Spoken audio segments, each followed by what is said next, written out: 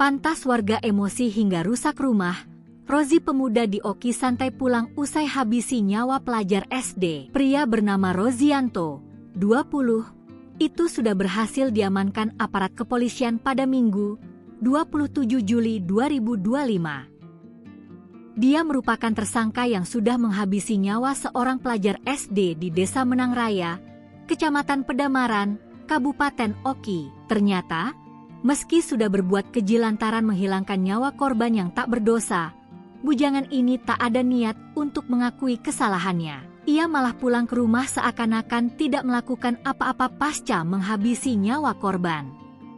Kepada polisi, Rozi seakan-akan tidak menyesal telah melakukan perbuatan menghilangkan nyawa seorang bocah. Ia sudah kenal dengan korban sejak setengah tahun yang lalu dan memang mengincarnya.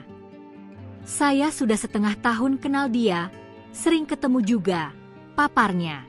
Dikatakan kembali, awal mulanya pelaku mengajak korban untuk membeli ciki, jajanan. Setelah itu saya membawanya ke dalam hutan, kebun karet. Menurutnya, alasan melakukan hal tersebut karena sudah lama kepingin menikah. Namun, ia merasa takut jika berinteraksi dengan wanita dewasa. Kalau yang besar tidak sanggup melawannya. Makanya pilih korban wanita yang masih kecil ini, ujarnya. Seusai melakukan aksinya tersebut, Rozi mengaku meninggalkan lokasi kejadian dan berlari pulang ke rumahnya di Desa Menang Raya. Setelah kejadian, saya langsung pulang ke rumah, pungkasnya. Kediaman Rozi menjadi sasaran luapan emosi warga. Mereka tidak terima atas perbuatan pelaku yang tega menghilangkan nyawa korban dan meninggalkan jasadnya di kebun karet. Kades Menang Raya, Rian Syaputra, mengatakan rumah pelaku menjadi bulan-bulanan masyarakat.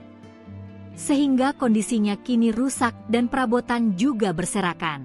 Dijelaskan Rian, setelah informasi terkait penangkapan pelaku sekitar pukul 9 WIB, pemerintah desa dan kepolisian segera bergegas membawa pihak keluarga korban untuk dibawa ke tempat yang aman.